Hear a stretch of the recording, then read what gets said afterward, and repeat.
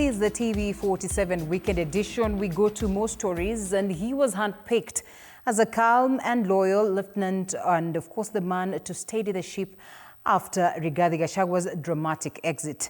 Today, Deputy President Professor Kithure Kindiki marks 1 year in office, but questions are emerging about his political future amid reports that President William Ruto may be re-evaluating his 2027 ticket, possibly eyeing new allies from Nyanza in a post-Raila Odinga era. Now, our political affairs reporter Mike Agungo takes stock of Kindiki's 1 year in power and whether Kindiki is truly noma si noma. I, Kithure Kindiki, on this day, do swear November 1st, 2024, that I will always truly and diligently, Professor Kithure Kindiki took oath as Kenya's third deputy president. so help me God. So help me God. A quiet academic from Tharaka Nithi stepping into one of the country's most politically charged offices.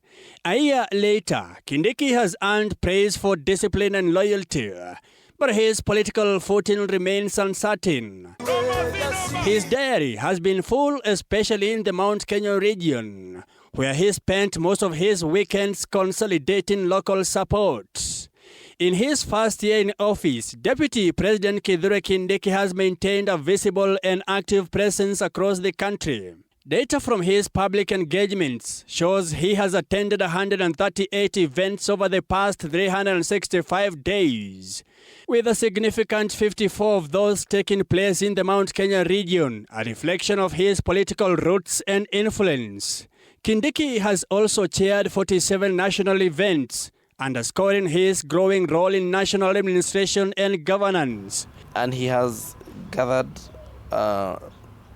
experience in dealing with Kenyans, not just people from a certain region. Vijana ni mbwekse.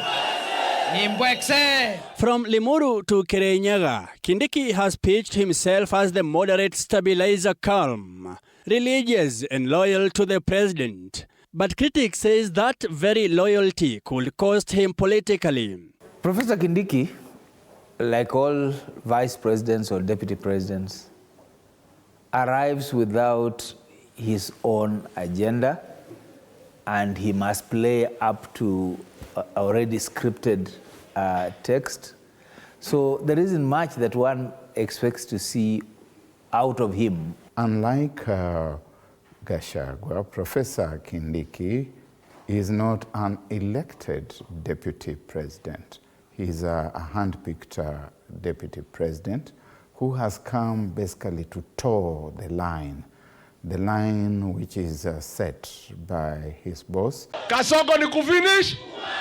Arabe! Indeed, the 2027 race is already reshaping the political chessboard, and Kindiki's seat may not be guaranteed. Of our brother. Sources within the ruling coalition says President William Ruto is weighing a regional realignment following Raila Odinga's death, with an eye on Nyanza, a region long considered out of reach for the Kenya Kwanza government. As a community, there is something we believe in, that a leader, before he dies, a leader knows his death. Interest rates have come down, and Kenya is now the 6th largest economy in the world, in Africa. This man,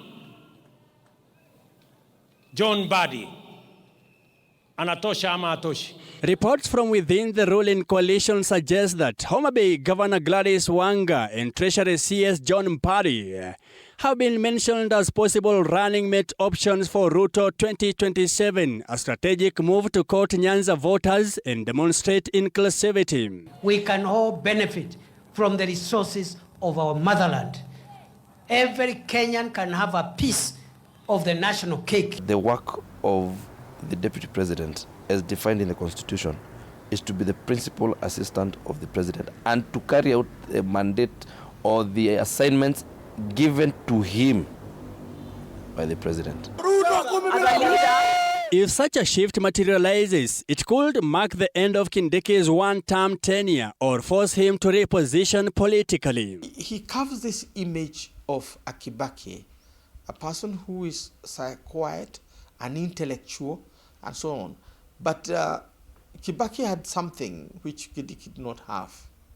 Kibaki was a fence-sitter. For now, however, the deputy president remains composed, attending official functions, avoiding controversy and keeping his message about service delivery, not politics. He has clearly defined in very uncertain times who is a deputy president, because he has shown he's an assistant, he's a principal assistant to the president. Allies describe him as a man playing the long game, confident that performance, not populism, will secure his place.